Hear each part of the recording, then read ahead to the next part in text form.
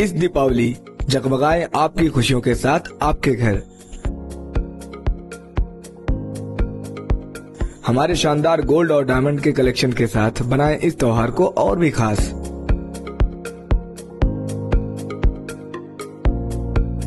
सोने की शुद्धता और शानदार डिजाइन का संगम सिर्फ अशोक कुमार आशीष कुमार ज्वेलर्स पर।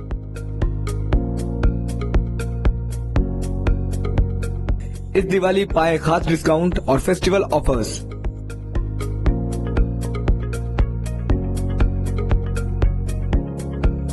चाहे वो शादियों के लिए शानदार सोने का सेट हो या रोजमर्रा की ज्वेलरी, त्योहारों और गिफ्ट में देने के लिए रिंग्स, हार, फैंसी टॉप्स, फैंसी अंगूठियां, डिजाइनर पेंडल, सोने की चूड़ियां, चेन, गोल्ड और सिल्वर कॉइन और स्टर्लिंग सिल्वर की विशाल रेंज। हमारे पास सब कुछ उपलब्ध है, वो भी 18 और 22 कैरेट हॉलमार्क गारंटी के साथ।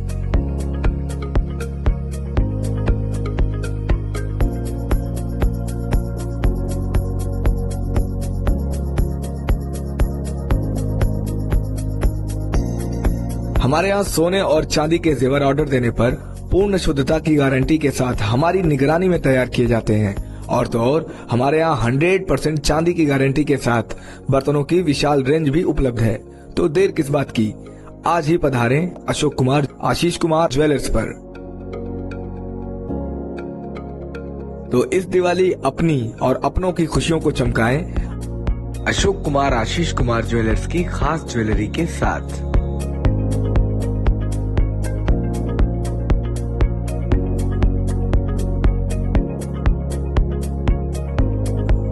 हमारा पता है दामोदर कटरा, आसिफगंज, आजमगढ़।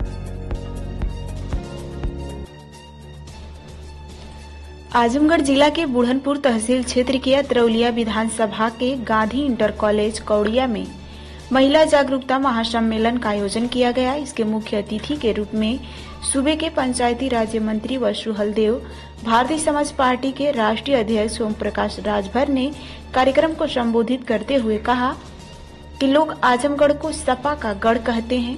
आगामी चुनाव में हम गढ़ को गढ़ा बना देंगे। इतना ही नहीं, उन्होंने सपा पर तंज कसते हुए कहा कि सपा के लोग सब्जी में तेजपत्ते की तरह हम लोगों का प्रयोग किया।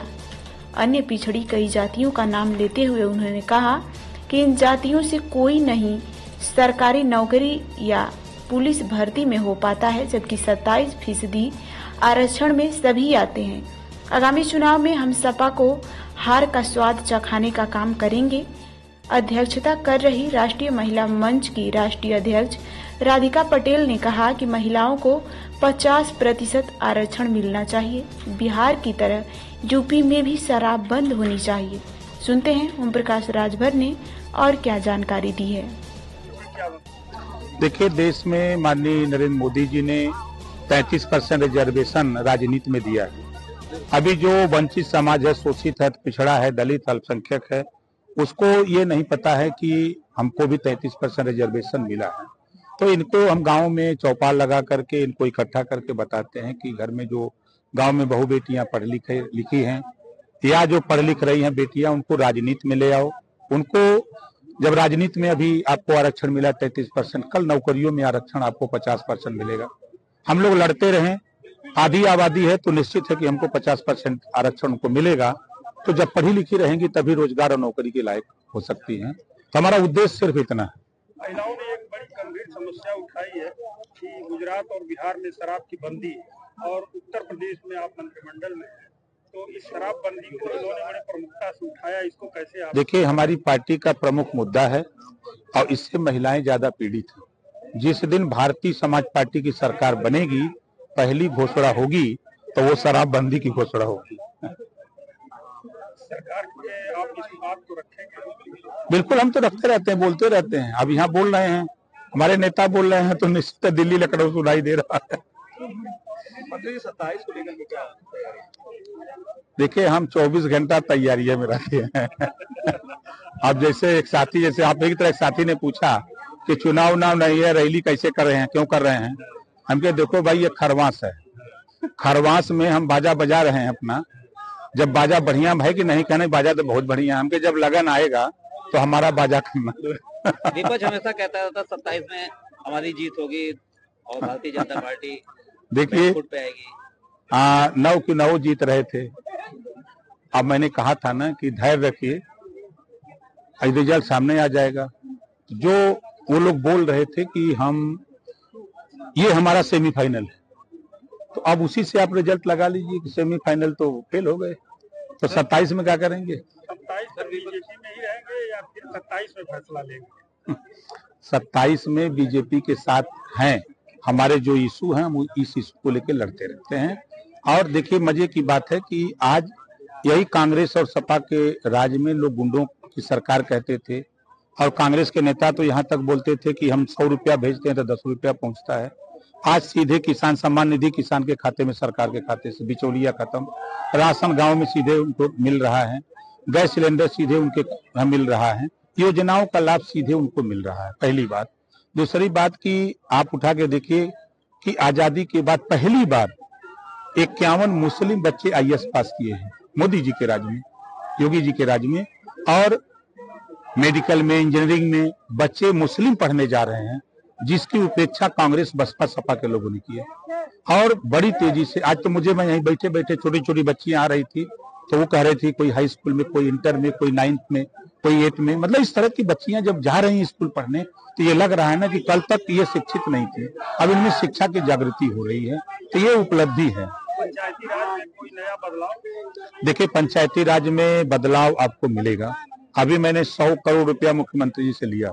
हमारे विभाग के अधिकारियों के पास वाहन नहीं था तो हमने उनको वाहन भत्ता देने के लिए किया है कि हर महीने हमारा, चाहे वो ग्राम पंचायत अधिकारी हो, ADO पंचायत हो, चाहे ADPRO हो, DPRO हो, DD हो, चाहे डायरेक्टर हो, सभी लोगों को हमने 10 गांव चिन्हित किया है।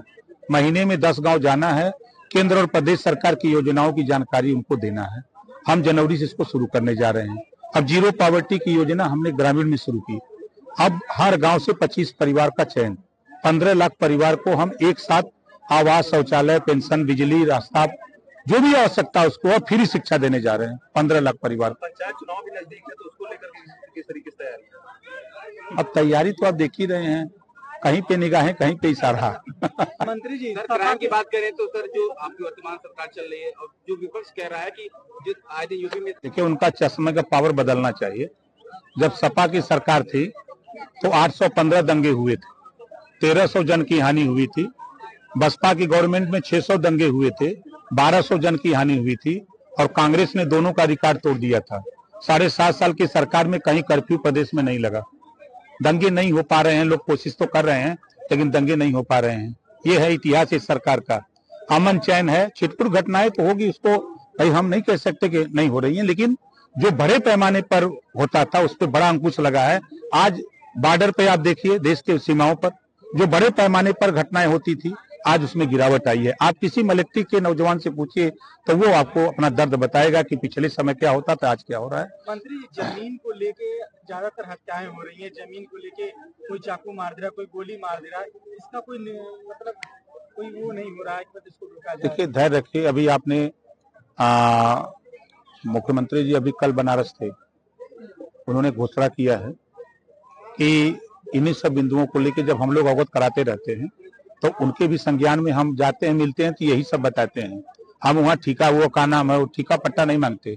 हम यही कहते हैं कि गरीब जो छोटे छोटे मामले हैं, उनके खतौनी का मामला है, उनके पैमाइश का मामला है, उनके त्रुटि जो खतौनी में उसका मामला है।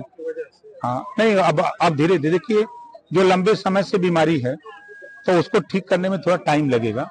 मंत्री जी, जो बांग्लादेश के हिंदू इस समय जो उनके ऊपर अत्याचार हो रहा है, उसको लेकर के भारत सरकार और आप लोग किस तरीके से उनकी मदद के लिए आपकी सरकार? देखिए सरकार पूरी तरह उनकी मदद के लिए कटिबद्ध है, और हम बांग्लादेशी नहीं, पूरी दुनिया के लोगों को जो मोहम्मद साहब का संदेश है उसको उनको पढ़ना चाहिए। अगर वो मोहम्मद साहब को मानते हैं तो उनको पढ़ना चाहिए। उन्होंने भाईचारा मिलत का संदेश दिया है, न कि आपस में नफरत करने का। तो जो जहां है आपस में मिल करके रहे, अमन चैन से रहे, खुशहाली से रहे। इस तरह का कृत्य करने से उसको कुछ मिलता नहीं है बदनामी के सिवा। मंत्री जी, संतों को जेल भेजा जा रहा है, संतों को जिस तरीके से जेल भेजा जा रहा है, ये अपने आप में बहुत बड़ा विषय है। अच्छा, संत हो चाहे नेता हो चाहे कोई हो, अगर वो कानून के खिलाफ कोई अगर एक्शन लेगा तो कानून के खिलाफ भी एक्शन लेगा।